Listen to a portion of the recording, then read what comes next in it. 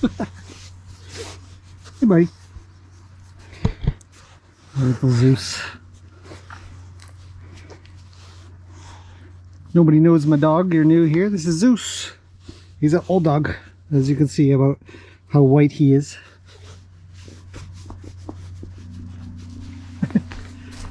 But he's a good boy. Still wanders around quite a bit with me. Looks good. It's a sharp looking dog. Zeus! Yeah.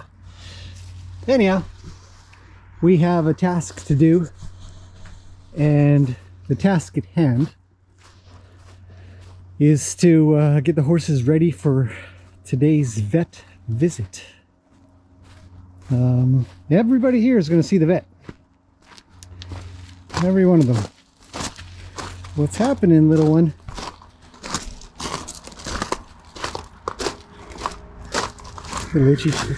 Yeah, I know. You're first to work with.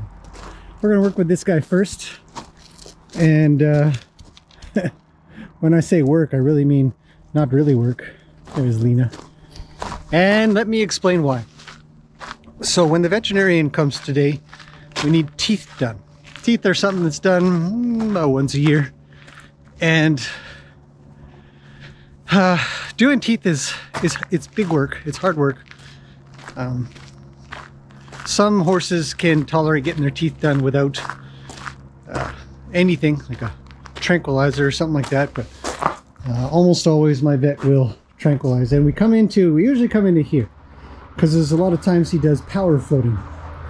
And in here I want to make this a little bit of a kind of a nice space to be. We've got my coffee, a little table to put my stuff on, and a chair to sit down in. And I built this a long time ago for this purpose and washing horses and stuff. It doesn't get used an awful lot. In fact, it just turned into the gator garage, which actually it's perfect for, really. But if anything were to go wrong with the horses, if we were to have a serious problem here, they could live in there for a little bit as well. We just block off the front so they can't get out. Food and water. It's a great little medical station. And they can still see their friends. But to go in there sometimes worries the horses because it's an enclosed space. It echoes a little bit too, so all the traffic kind of makes extra noise. What are you gonna do? This is where we live. But he's never been in there. All my other horses have, but he hasn't. So I'm gonna give you guys a little bit of an idea of what I do to get, I mean, I don't know how much effort it's going to be. The space is about a little bit bigger than their shelters. It's a 12 by 12 and their shelters are a 10 by 12 space. So it's about the same amount of space, just happens to have a roof and some walls. But those walls really worry horses because they can't see. And they don't know what else is going on, and they might not be able to see their friends, which is why one side is open so that they can see at least a friend. And sometimes they peek out and they can see the horses that are in the arena or something like that as well. So, all right, well, let's get this guy haltered. Okay, haltered. And we're gonna just take a nice normal walk over to the wash station. Now, some horses, when they go to new places, they want to take their time to check them out. And others are just like, meh, whatever. So we're gonna kind of discover what this guy cares about. And to sort of sweeten the deal, I'm using a bit of food. Now, generally, I don't tend to, let's see how he does if he comes in with me. He's a little worried. So generally I tend not to use food as a draw. In this case I am. And I'm just waiting. But see, it echoes. It's a different place. He's not overly used to coming into closed spaces other than the trailer. We don't barn our horses here. So what I want to do is just be patient with him. And I'm specifically not looking. I know where he is. I can feel him on the end of the lead rope. You guys can see him. I can sort of see him in a little screen on the camera, but I'm going to step forward one, see if he comes along. You can see he's kind of resistant to the idea. And now I'll finally turn around. And I'm really happy he actually came straight to me instead of eating. And a lot of times horses will poop. We get the double. We get the silhouette, the shadow, and the real thing. What a bonus. Man, you gonna be okay? Do you want to eat some food, perhaps? But what I'm really happy with, actually, is that he drew to me. I'm all the way in the corner now. And he didn't go to the food. So, you know, we can use food as a bit of a draw, but a lot of horses actually won't even eat if they're worried. They might take a quick nibble, but that'll freak them out. That'll actually get them worried, because then they got to chew and they can't hear. And Nina says, "Where'd that guy go?" So, what can we see out here? So let's turn around and face this way and see what he does. He'd like to leave. Says, "Oh, I'm free." Nina's, God, what a beautiful, bright morning. It's supposed to snow tomorrow. Okay, I'm going to ask him back in. I'm facing him this way, so you guys are looking at what I'm looking at. And that's much nicer entry. And I'll scratch him when he's in here. So, not a lot. I don't need to go crazy on him. Just a little, "Hello, friend. Why don't you eat some delicious, tasty num-nums?" He says, "I'm just looking to escape." And hopefully you guys can kind of appreciate a little bit of how much of the road echo comes out here. Somebody else is calling out, so I'm just going to ask him out of my way a little, and it will come out, and I'll go out with him. But hopefully he doesn't rush out. Goodness, Lena. Don't worry about her, she's silly. So look at him draw. That's good. You guys are seeing what I'm seeing. I'm looking at him. I'll ask him back in. There's a delay. About 2 or 3 pounds of pressure on the lead rope. And no, it's not on tight. If anybody says, "Well, that halter should be on a little bit." Yep, it should be. But I'm not here to force him into anything. So it's really just like a light leash, which is what a halter is all the time anyways. There we go. Ask him to come back in, please. All right, no problem. Shall join you in this odd location. Right? I don't even know if it's his first time being in a stall of some sorts. He's still coming over. Get in. I'm all the way in the corner though. He's literally, I'm in the corner. But he's come to me instead of the food, which is, it's a bonus. It's a good thing. It's not a bad thing at all that he doesn't eat. But he might when he calms down, when he settles, and he doesn't look that bad, obviously. And there finally he's going to chow down on some tasty num-nums. We've got a smorgasbord here. There is a variety of legumes, which is alfalfa. And then we have Timothy hay, second cut. The crunchy crunch. Well, we'll see if his teeth need doing. There's a decent chance he's got to have something done. When I first had his teeth looked at when he first arrived here a year ago, he didn't need anything, and he's just a little baby, and his caps are coming out and all kinds of stuff. Okay, we're gonna leave. And say we're gonna leave when I leave. Honestly, what is she even saying? What is she saying to us? Welcome home. And back in we go. Okay, I'm facing away, so we'll see if he just follows in. He does.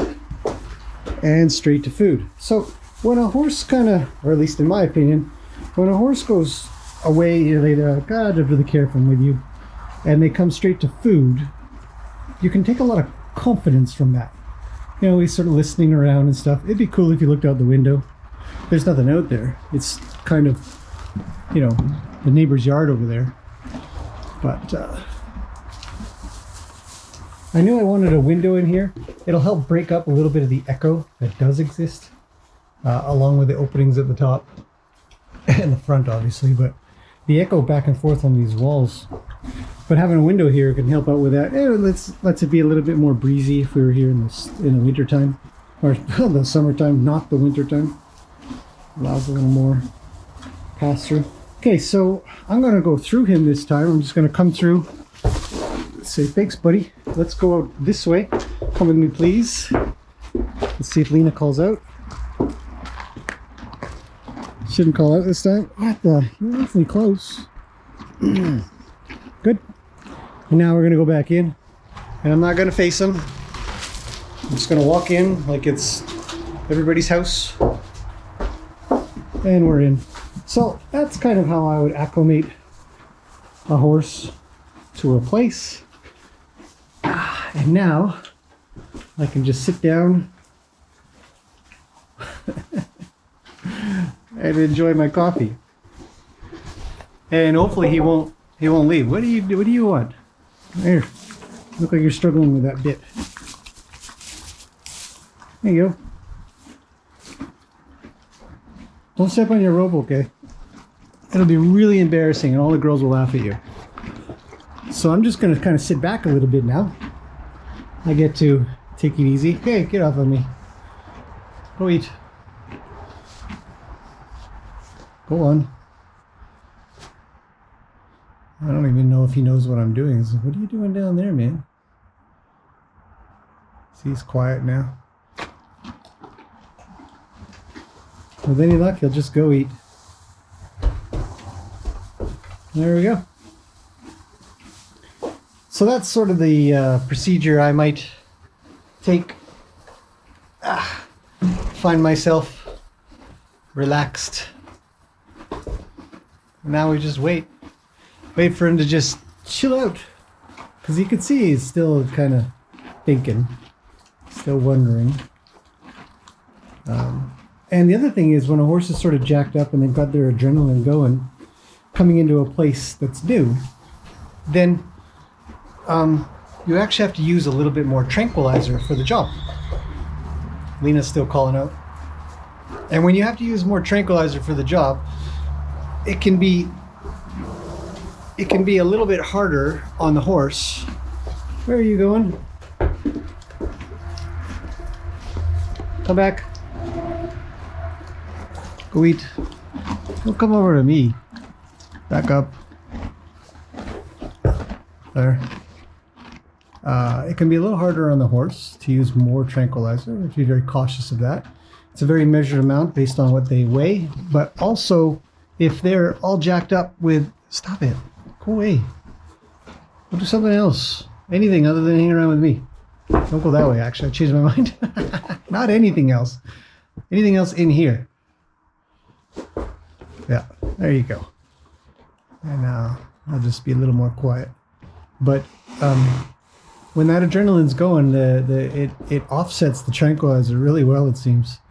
Tranquilizer's mild. They just get a little dozy and quieter. Their muscle function is greatly reduced. What are we doing? And but their brain function supposedly is still top notch, which is good, because then we can, if they're a real worried horse, we can acclimate them to all kinds of things, like picking up their feet or rubbing their belly. And of course, if they come out of it in good shape, they don't come out of it too worried, then that's all the better for it. Rather than doing things like twitching and tying and other things that make them feel both mentally and physically hard done by. Oh my goodness! I'm just going to lead you over to the hay, because you seem a little lost. There you go. And just have a bite to eat. See, he's just not he's not there yet. That's why we bring Classic Bob along for the ride. If anybody doesn't know who Classic Bob is, he's this guy, Bob. I did a series of animations a while ago, and it was a little challenge for me, and I just made Classic Bob merch because it was fun. Look at this. What are you doing? He's mumbly. Can you see his mouth mumbling?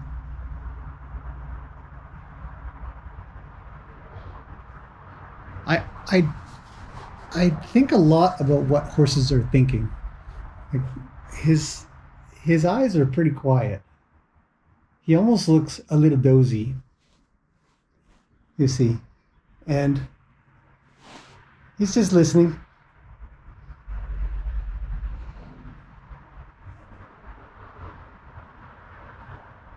But we'll spend a little time in here. We've got a couple hours or so before the vet comes. And him and I will spend a little bit. I'll finish off my coffee kind of idea. And we'll take it from there. And hopefully being in here will be something of a good experience for him. That coming in here, he won't be so resistant like he was in the very beginning. And he'll just follow me in, and the trust will be there. And the draw of hopefully having a bite to eat will also be there. Right? Last time we did all the work actually in his paddock.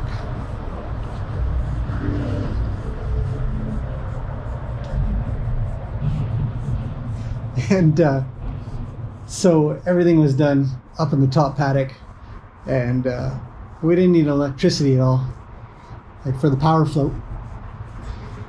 So we could do everything in there. I think I found a good spot. And so we just, I didn't have to really do a heck of a lot. We haltered them and then just dealt with it in there. But we're gonna upgrade this time. Put up with all the morning traffic that goes by. Scratch harder.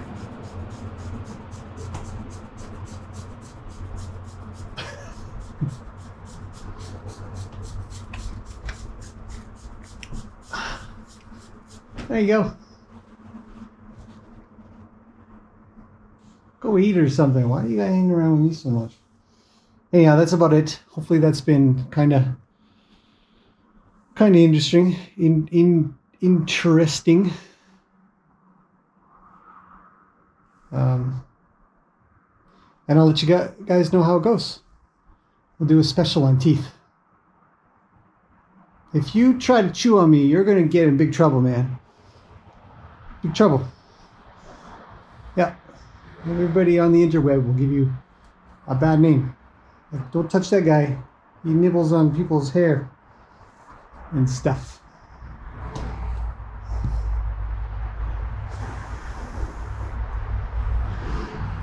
See how he won't let my head really touch his nose? He's quite sensitive about that, which is good.